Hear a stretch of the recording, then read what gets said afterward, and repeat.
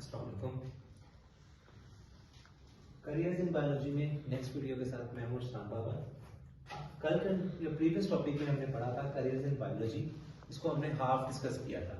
अब next video के अंदर हम जो नेक्स्ट पॉइंट्स हैं, जो करियर्स हम चूज कर सकते हैं आफ्टर एफएससी, उसको डिस्कस करते हैं। सबसे पहले इस फील्ड के अंदर आएगा हॉर्टिकल्चर। हॉर्टिकल्चर क्या है? इसके अंदर जो एक हॉर्टिकल्चरिस्ट है वो कल्टीवेट करता है फ्रूट्स को, वेजिटेबल्स को, फ्लावर्स को और ऑर्नामेंटल प्लांट्स को। यानी कि वो पौधे जो सजावट के तौर पर रखे जाते हैं उन्हें हम ऑर्नामेंटल प्लांट्स कहते हैं।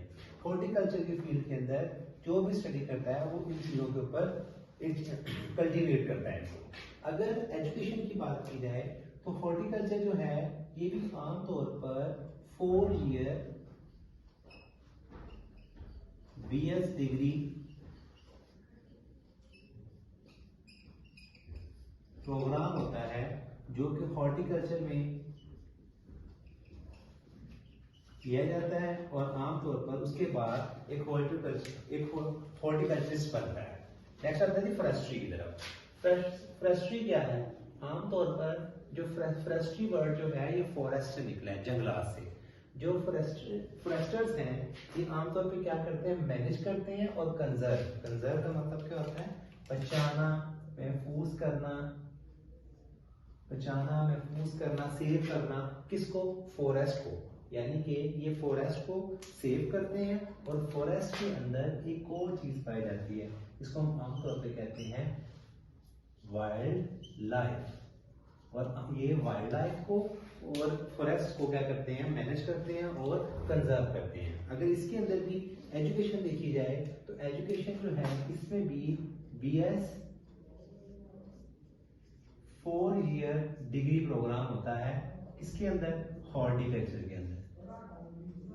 और उसके बाद गवर्नमेंट के डिफरेंट इंस्टीट्यूट्स हैं जो ये प्रोग्राम करवाते हैं। उसके बाद होती है farming, grow crops and raise animals for food and other products. इसमें क्या जाता है कि एनिमल्स को क्या किया जाता है? ग्रो करवाया जाता है। किसके लिए? फॉर क्रॉप्स और उनकी बेहतर प्रोडक्टिविटी, बेहतर प्रोडक्ट लेने के लिए। आमतौर पर फार्मिंग का जो पेशा है ये भी 4 साल डिग्री होती है BS में, और आमतौर पर BS की डिग्री एग्रीकल्चर में। BS प्रोग्राम होता है एग्रीकल्चर में। और उसके अलावा फार्मिंग के लिए आमतौर पर इसमें पोल्ट्री फार्म्स भी आ जाते हैं, डिफरेंट फार्म्स भी आ जाते हैं। तो इसमें जो है जरूरी नहीं कि एग्रीकल्चर की फील्ड ही हो। आमतौर पर इसके अंदर शॉर्ट कोर्सेज जो हैं फार्मिंग से रिलेटेड वो भी करके इसमें हम क्या कर सकते हैं? फॉर्म्स वगैरह बना सकते हैं। नेक्स्ट है बायोटेक्नोलॉजी। अगर बायोटेक्नोलॉजी की बात करें, इसमें भी बायोलॉजिकल प्रोसेसेस को यूज किया जाता है। क्या करने के लिए? प्रोडक्ट्स बनाने के लिए और नई से नई टेक्नोलॉजीज बनाने के लिए। आमतौर पर कौन सी फील्ड्स के अंदर? मेडिसिन के अंदर, एग्रीकल्चर के अंदर, और बहुत सी फील्ड्स हैं जिसमें बायोटेक्नोलॉजी का यूज होता है। आमतौर पर इसके अंदर एजुकेशन देखी जाए तो इसके अंदर एजुकेशन जो है वो भी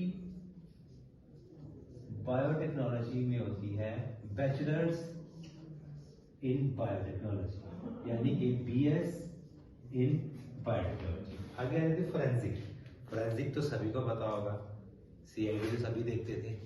तो इसमें क्या है? Analyse physical evidence from crime scenes to help in criminal investigation. तो क्रिमिनल इन्वेस्टिगेशन के लिए जितनी भी फील्ड्स यूज होती हैं उसमें हम फोरेंसिक लैब्स को यूज करते हैं। और ये जो फोरेंसिक की जो स्टडी की होती है वो आमतौर पे क्या करता है? क्रिमिनल इन्वेस्टिगेशन करता है और जो क्राइम सीन्स होते हैं वहां पर जाकर जितने भी सबूत वगैरह होते हैं, एविडेंसेस वगैरह होते हैं, उन्हें इकट्ठे करता है। एजुकेशन की बात की जाए तो एजुकेशन इसमें भी 4 ईयर डिग्री होगी। और ये डिग्री किसमें होगी? आमतौर पर फोरेंसिक साइंसेस में। और उसके अलावा फोरेंसिक साइंसेस के अलावा बायोलॉजी के अंदर बहुत से और मजीद करियर्स हैं। वेटरनरी साइंसेस भी होती हैं जिसके अंदर ये एनिमल्स को देखा जाता है। बायोमेडिकल इंजीनियरिंग भी होती है जिसमें टूल्स वगैरह बनाए जाते हैं। उसके अलावा बायो इन्फॉर्मेटिक्स है जिसमें कंप्यूटर टूल्स वगैरह को यूज किया जाता है। ये सारे प्रोडक्ट्स जो हैं हम इसको, ये सारी जो फील्ड्स हैं, ये करियर्स हैं बायोलॉजी की। और आप लोगों ने इसके जो मोस्टली करियर्स देखे होंगे आप अपनी डेली लाइफ के अंदर, लाइक आप कह सकते हैं फार्मिंग एक ऐसा करियर है जो हम हर एक बंदे को देख रहे हैं। तो ये सारी चीज़ें जो है हम इसमें डिस्कस करते हैं। Thank you so much.